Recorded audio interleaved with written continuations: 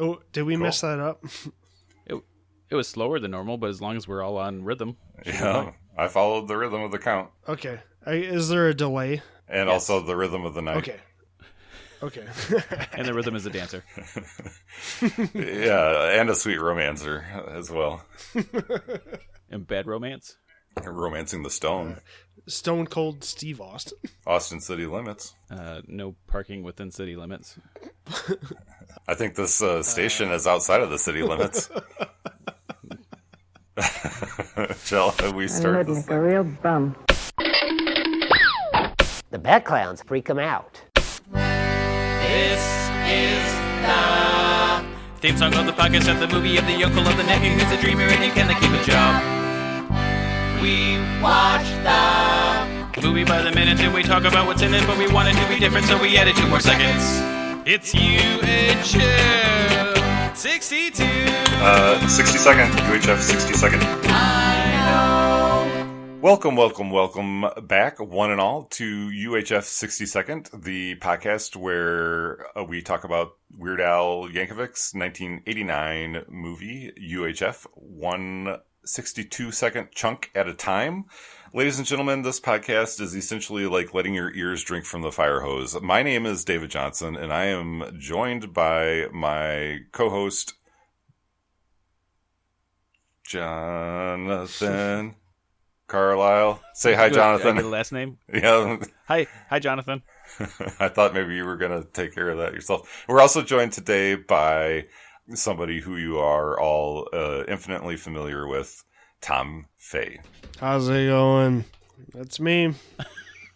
Indeed it is. So this minute begins with the Metropolitan pulling up towards the camera, and it ends with a disembodied voice proclaiming that it is Mr. Ed. The beginning of this minute, is this that moment where they first showed a locomotive in the theater and everyone freaked out? It is a little freaky to me because as he gets close to the camera, something about the way his eyebrows are raised and the lens reflection on the lenses of his glasses and how wide his eyes are, he looks a little...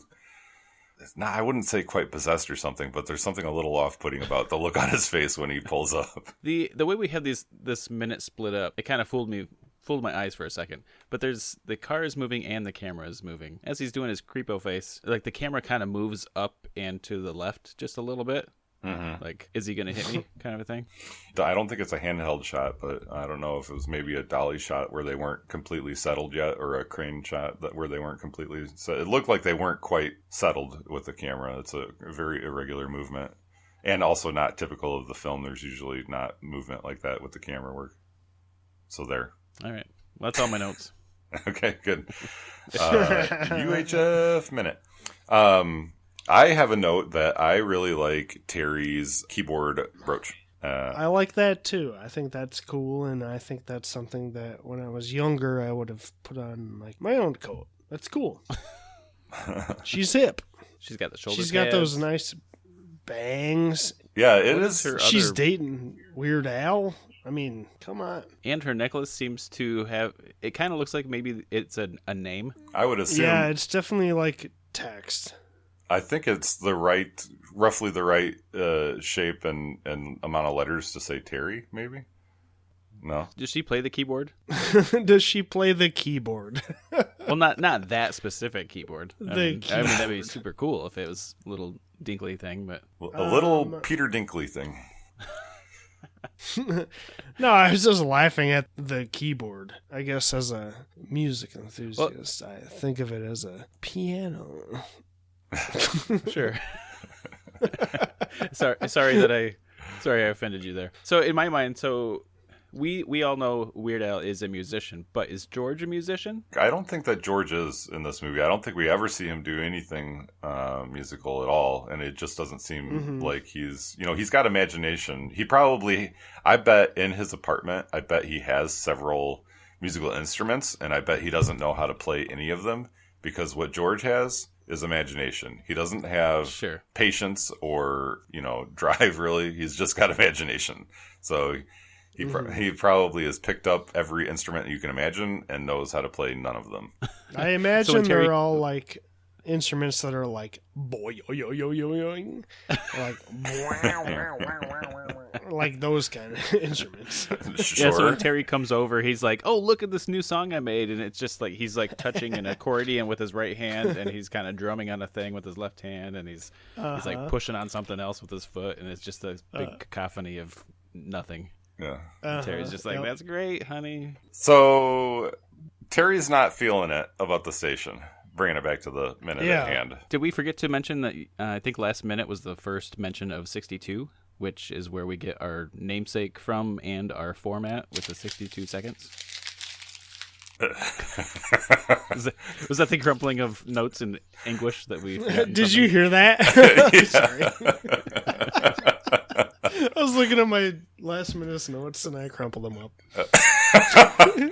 We're done. I figured I can't just go said back. something that we missed and somebody was just mad about it and just crumple it up, throw it over their shoulder. We did not mention that, but I believe it is the first 62 reference. We should put you know, that one in thing... Yeah, one thing that we didn't talk about last minute is what a UHF station is, or how UHF works, and we're not going to talk about that because we've talked about that previously in the teaser episode. So I had a note here to not talk about that. You put that note in this minute also? Yes. All right. So do we want to say anything about the station? I know Weird Al does say the address on the commentary, although, well, do you guys have notes on the address that he mentions? I do not. I just have the note of the address. I don't have a note about that address. Okay. Do you want to say what that address is? Preach. That's last minute, too. It's 49th West. It's uncrumple. What's that? Yeah, uncrumple. 49th West Avenue, Edson. I could not find anything with that address. Maybe it was something once upon a time, but Google does not recognize that address. It kind of just takes you to some unknown location or something. But I did find the place using Google Maps. Apparently, I did not take note of what the actual address is or what you can find it as now. But it is on our map. If you go to uhf60second.com, there's a nice little map of all the shooting locations, and it is on there. That's www.uhf62nd.com. Well, http://www.uhf60second.com. Wait, .biz. HTTP. You must mean HTTPS. : Oh, you're right. We are in 2018 or later. Yes. Well, you've just given away how behind we are in our recording to our releasing. But That's true. So people listening in 2025 will be like, you mean HTTPSG? I'm gonna. Speaking of timelines, I'm just gonna. All right, we're back on minute 14. So they're walking up to the door that has a center doorknob. I noticed there's a big giant tower. So if you're looking at the station from where he parks the Nash.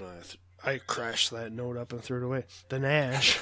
There's a big tower on the far left, and then right above the sign where it says 62, there's a satellite or antenna.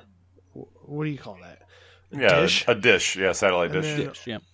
And then all the way to the right, above the big loading bay door, there's another dish. So I don't know how a UHF station works, but I imagine it only needs one dish or antenna. Well, So, what's I don't going know on? about that. If you think, Tom, about just Tom and I work out the window of our workplace, we can see a radio station across the way. How many dishes does that radio station have on the roof? At least, You're right. At least 3 or 4, I would think. Solidly held down by cinder blocks. Yep, too, yeah, on they that are. note. Yeah, that is true. Yeah, that's a good point. I don't know. I have no knowledge of how transmitting audio or video signals work, so I don't know. Yeah, well, we did go into quite a bit of that in our teaser episode about UHF, so you listeners can refer back to that. You might say Dish is a UHF station. You might. You might say you guys dish on dishes. That's actually not correct for me because I have no notes about the dishes actually. And now I feel unprepared. Oh, actually, I did in our yard, we had a massive satellite dish back in the days before cable was everywhere. Mm-hmm. We were one of those people with one of those massive dishes. But they do have to be locked into a direction to catch the right signals. But the one that we had was cool because you could, which I'm sure every one of them at houses were like this at the time, you could actually dial in which signal you wanted and the dish would move. So it was almost like ham radio, but for television. But there was, in that sense, there was more scrambled than there was not scrambled. But it's like radio for your eyes. yes.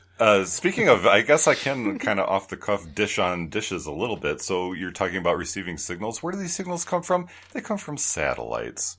And satellites, the concept of satellites crisscrossing the world in orbit and sending information, relaying information across the globe, that concept was originated from Arthur C. Clarke, who famously co-wrote 2001, A Space Odyssey. So I'd like to just give a little shout out to Rudy, former guest of the show, and you guys should all listen to Open the Podcast Doors. Hell. Is it weird being an author when your name is Arthur? Arthur the author? Yeah, I don't know. We'd have to dig him up and ask him. Maybe when he was in the schoolyard, everyone was teasing him and be like, "Hey, look, everybody, it's Arthur C. Clarke." And he's like, I'll show you. Yeah, I'll show you. And then he became a best-selling author. Then the bullies all shut up. That's how you kill bullying. All those bullies, when they read 2001, learned their lesson. Yeah, and then they read 2061, and they were like, well, maybe we should actually poke a little bit of fun at him. I'm going to go back to being a bully. So do we want to talk about Vance Colvig Jr.? Oh, yes, we do. I love that guy. You love him so much that you just wanted to say that. But no, I've got some notes. If you guys don't have notes, or you can. No, I thought you were excited, so I was going to give you the floor. Yeah, take it away. Yeah. I got lost in my excitement. Sorry. Right on. So yes, we were introduced to. We don't have a character name though. I think he's just Bum, which is a little bit lazy. But if you look through his IMDb, that's pretty much what he does is Bum or Old Man. Mm-hmm.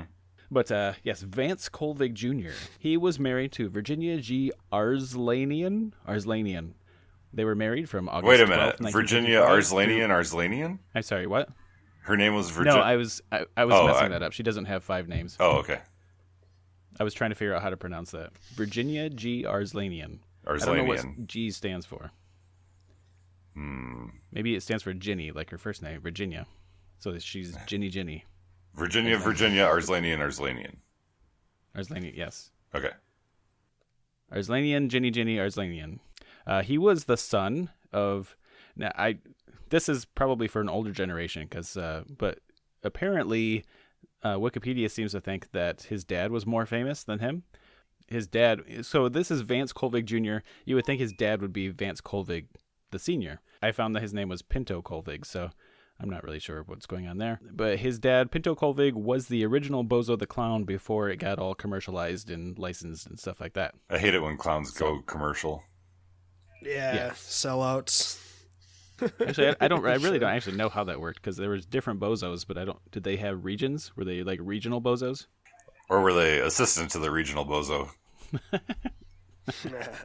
But this Bozo toured with Spike Jonze. I'm pretty sure you probably also have that note. This Bozo being Pinto, Vance's father. Yeah, I definitely get a vaudevillian feel from Vance Colvig Jr. I'm not sure if he specifically had experience in vaudeville or if it was just kind of from his dad's generation passed down. But yeah, I think we can assume that he kind of grew up on the stuff. If you guys had to describe yourselves as growing up on the stuff, what would that stuff be? I would say, what would the stuff for me, I guess, would have been, the original Star Wars trilogy and a lot of Transformers, G.I. Joe, that kind of stuff, I guess. I'm going to push up my glasses and say Weird Al. Oh. All right. If I had to say the stuff I grew up on, I don't know, I'd say the 1985 film by Larry Cohen, The Stuff, starring Michael Moriarty and Andrea Marco Vici. Is that about that's the film where it's yogurt goes bad in the fridge? I don't know. I just looked it up. Oh no, that's a film where there's yogurt that like gets contaminated with alien something or something, and it's kind of like the Blob or whatever. Yes. And it grows and takes over a town. Delicious.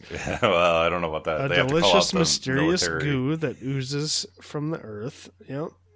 Yeah, that's You're right on. That's a pretty decent movie. But I guess so I'm I going to grew go up back and amend my, if we're talking about the stuff, if we're talking about Vance's stuff being vaudeville, in terms of comedy and things like that, my comedy aesthetic, I would have to say my stuff was Peter Sellers. I think my stuff was all over the place, especially when we were growing up in the late 80s, 90s, or like there was so much syndication going on. So I was watching reruns from, the 50s as well as brand new shows, and as a kid I didn't know what was what. So you're watching Happy Days, and that's a relatively recent show at that point, but I didn't know that because obviously it's set in the 50s. So I just didn't know. And you watch movies like Singing in the Rain, which again is an older movie that's set in an older time. So I was all messed up as far as timelines go, but I just watched all kinds of that stuff. MASH is kind of the same way too, because MASH is supposed to be the Korean War, but it's supposed to represent Vietnam. Is that right? Right, but everything looks more World War II, which I guess Korean War is less than 10 years after World War II. So yeah, that's another show that kind of seemed unstuck in time to me as well. I totally understand what you're saying about Happy Days. Wait, are you saying the TV show MASH was supposed to be back in the Korean War? Yes, yeah, it's clearly an allegory for the Vietnam War, but it's supposed to be set back in the 50s in the Korean War. Wow, I didn't know anything about that show. I guess I've seen it before, but I couldn't get into it as a kid. It was that was something. Yeah, my parents would have that on, so that wasn't my choice, but I saw a lot of it. You think that the music is depressing in MASH? The theme song titled "Suicide is Painless." What? Yes, I guess I didn't know that as a kid, but I could, I felt that, and I was like, Yeah. I feel like all this talk about Nick at Night and syndication and all that is leading up to Mr. Ed. But before we get there, I just wanted to talk really quick. Wanted to mention a couple other guys that came in to read for Vance Colvig's part. But the other guy that they said came in to read for this was Ginger Baker, the drummer for Cream, who, of course, Eric Clapton was a member of. And Jonathan, this just came to me when I saw that Ginger Baker had come in to read for this. Anytime I think about Eric Clapton, I think about your wedding reception. You don't know where this is going? No, I don't know where this is going. So I stood up with Jonathan in his wedding, and former guest of the show, Brett, did as well. And Brett had an arrangement with the DJ at the reception that he had a particular Eric Clapton song that you wanted to be your song with your wife. Brett had arranged that with the DJ. And I remember him coming up to you when we all had just sat down at the head table or whatnot at your reception, and he was like, "I just talked to the DJ. All you have to do is give him a signal, and he'll play the Clapton song." And I remember looking over at you at one point, and you kind of made eye contact with the DJ, and you just kind of tentatively kind of pointed at the DJ, and BJ never said, Brett never said what the signal was, and you're like, just give him a signal. Yeah.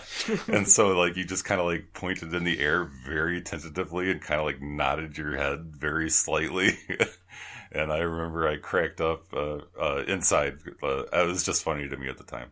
I don't remember any of that, but I guess it was my wedding day. So yeah, or it was yeah, the reception after the wedding. What Eric Clapton song was it? I don't even know. Tears in Heaven, I think.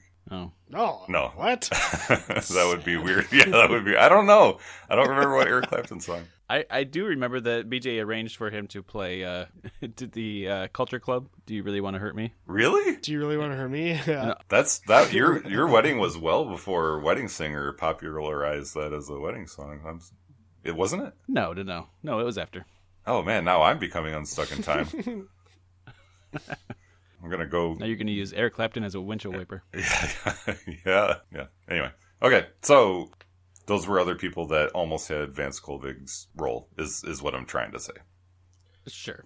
Crazy. I'm guessing they didn't get it because they couldn't count to $1 as well. Yeah, or count from 85 to $1. Yeah, they tried to start at like 25 and like no. This is gonna take way too long. Take it up a notch.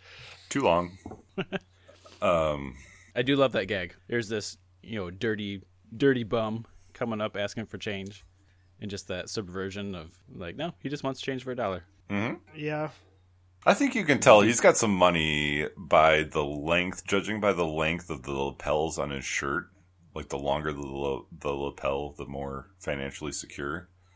The deeper the pocketbook. Yeah. Oh. I don't know if you guys. I never heard that. Here I am with my short lapels or no lapels at all. So we move right on in. Do we want to give a little Mr. Ed shout out? Sure. I don't want to talk too much about it because it's really the next minute that really has most of the song. But yes, what we do here in this minute is the intro and the famous "Hello, I'm Mr. Ed." That is Alan Lane. He does the voice of Mr. Ed. He has a moniker. His moniker is Alan, quote unquote, Rocky Lane. Do you think anybody's ever had the moniker of monocle? Monocle? Monocle? Like the single lens that you hold up on to your eye. The monocle. Yes. Okay. As a moniker. No, nothing there. Okay, moving on. Yeah. So I guess that would only seem interesting. Would that be like his bully? His bullies would be like, monocle. Oh, yeah. I guess that's my moniker now. Yeah, so he was especially in the time that he was in show business. Of course, it was all westerns and stuff like that. So I'm not sure where Rocky came from. If that was like a childhood thing, or if that was just part of the business. The theme song that we start to hear is by Jay Livingston and Ray Evans. Jay Livingston is actually the one who sings the song. And Jay Livingston, famously related to Jay Levy, the director of the film. That's right. Yeah. Because that's how French works, is it's the first name. Yes, the first name is related. Wait, so it's Jay. I just realized it's Jay and Ray. Ray and Jay. Ray J. Oh, Ray Livingston? No. But Jay Livingston and Ray Evans that wrote the song. Well, how does Ray... I don't think Ray is part of the J family, though. No, but it's the genre. It's like reggae, but it's like a soft G. That seems more like a orientation than a genre, but...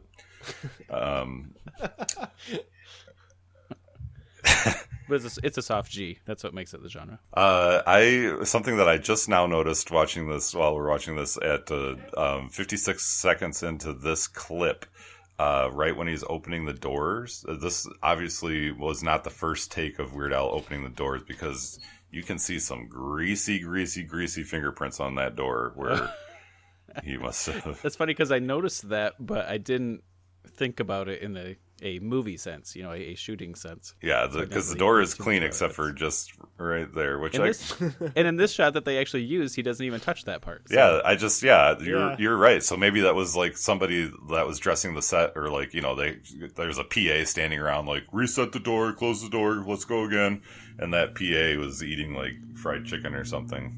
Because man, those are some crystal clear fingerprints. Yeah, and there's only one set of them too, so it's not just like a big smudge that would suggest people have opened that door over the past 30 years. Yeah, it's like one person just completely yeah.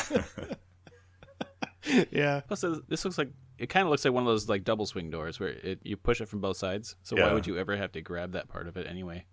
But maybe not. Looking at the hinge, it might just be one way. Even still, why do you grab the edge of doors as you walk through them? Maybe as you shut them. Yeah, that's what I'm saying. That's a weird way to put your hand on it. Yeah, unless you are kind of swinging it closed. But I do like this porthole in this door, though. Yeah. Is that a one-way porthole? I guess so, because Weird Al is not, or George is not using the porthole to see what's going on inside. So, yeah. Yeah, he's taking a full-on peek. He's gone full peek, yeah. So well, that's all my notes. I'm gonna save my other actual Mr. Ed notes for the next minute. Tom, before we wrap up, is there anything do you have a story or a remembrance of seeing UHF for the first time, or anything like that in the theater or anything? No, you what? 89. I was 2 years old when this movie came out.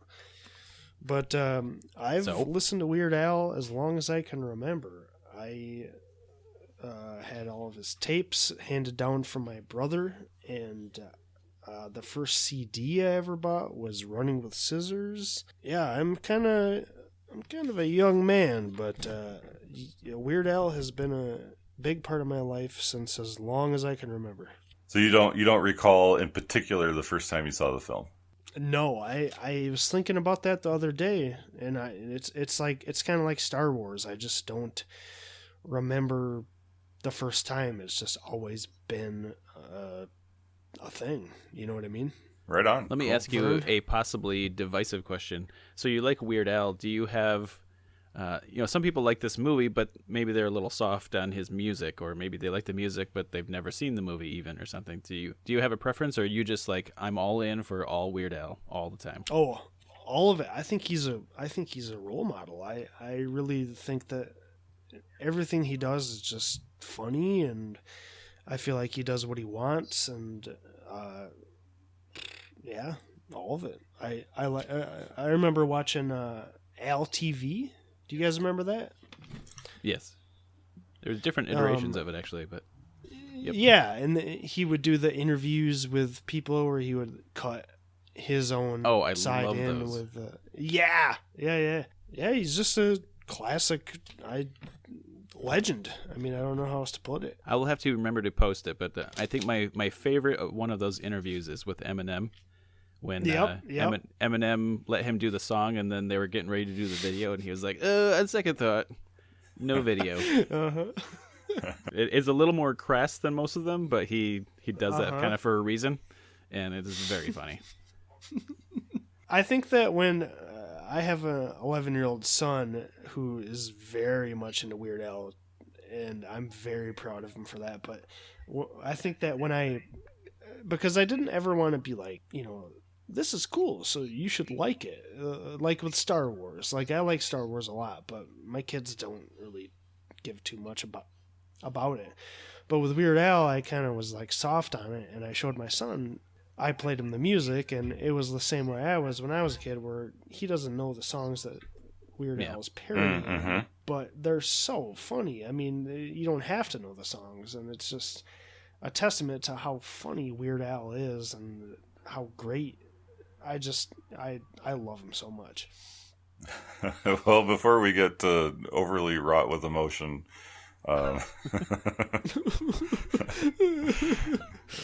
yeah. I guess I think we're gonna. Shall we call it on minute 14? We shall call it. How shall we call it? On a phone? On a cell phone? Well, Telegram? Call it by leaving a voicemail and printing out the voicemail. And then you can mail your voicemail to uhf60second@gmail.com. Or you can tweet us your voicemail at UHF62ND, UHF60second. Or you can stop by our MySpace and play your voicemail for us. So yeah, those are all the important social medias. I'm curious what the condition of our MySpace page will be by the time people are hearing this. Yeah, we should probably... It might be the same condition that it is right now. Which is pretty bare, a little barren, which, yeah, most MySpace is. So. But also... Hey, speaking of which, can I cut in real quick? Yeah, sure. I am Tom from MySpace, in case anyone didn't know that. Yes, we kind of just assumed that everybody knew what Tom we were talking about when we introduced you, so yes. Yeah. So MySpace, Twitter, Facebook. There's a Facebook group called Town Talk. Town Talk or Tom Talk? Well, that's a different page. Yeah, given the day, we change it often. Oh, okay. I assume Tom Talk is all about Tom. From I Am Tom from MySpace. Yes. Well, our listener group on MySpace is called Tom Talk. Oh, okay. But not like Tom Talk, like your navigation system. Or like the turkey. Oh, that's different. Bagok, etc. Or what do turkeys say? I thought turkeys gobbled. Gobble. That's right. Gobble, gobble, etc. Gobble, gobble. Hey. Sorry. So, so long for now, listeners. Gobble, gobble. Hey. Let me